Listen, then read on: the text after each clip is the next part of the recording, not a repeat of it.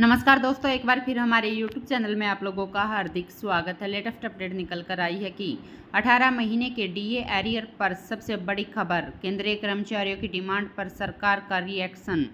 जाने कब मिलेगा केंद्रीय कर्मचारियों को बकाया डीए एरियर का पैसा।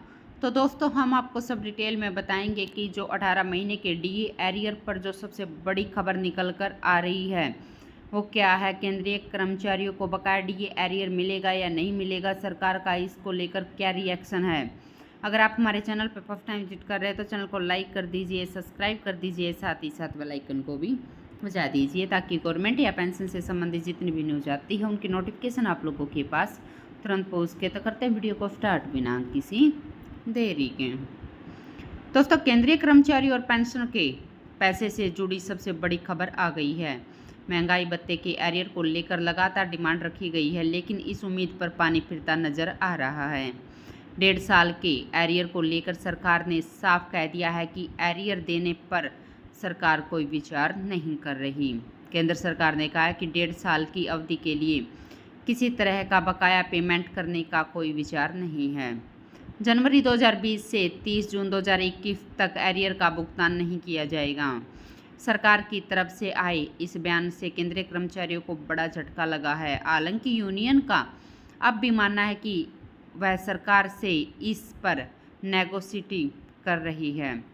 दोस्तों, वित्त मंत्री सीतारमण ने भी पिछले साल अपने बयान में कहा था कि महंगाई भत्ता और महंगाई राहत को साल 2020 में कोरोना वायरस की बढ़ती दिक्कतों को देखते हुए रोका गया था। कोविड-19 के चलते यह फैसला लिया गया था क्योंकि इससे सरकारी वित्तीय संसाधनों पर कम दबाव पड़े। महामारी की स्थिति में अलग अलग तरीकों से संसाधन जुटाना जरूरी था।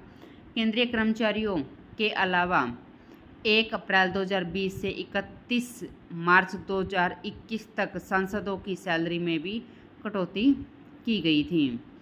निर्मला सीतारमण के मुताबिक केंद्रीय मंत्रियों की सैलरी, सांसदों की सैलरी, अलाउंस और पेंशन अधिनियम 1954 की धारा 3 में निर्दिष्ट समान दर पर हैं।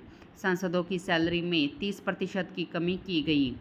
मंत्रियों की सैलरी में भी 30% कटौती हुई। हालांकि केंद्रीय कर्मचारी की सैलरी में किसी तरह की कटौती नहीं हुई, न ही डीए में कटौती हुई। पूरी साल उनकी सैलरी और डीए का भुगतान हुआ।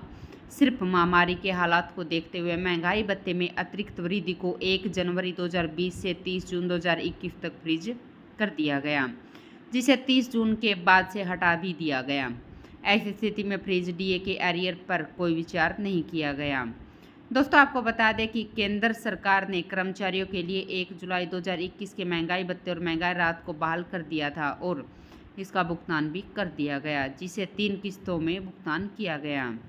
केंद्रीय कर्मचारी और पेंशनरों को जुलाई 2021 से 28% महंगाई भत्ता और महंगाई राहत दिया गया, जिसके बाद अक्टूबर 2021 में 3% महंगाई भत्ता बढ़ाया गया और महंगाई भत्ता बढ़कर 31% हो गया।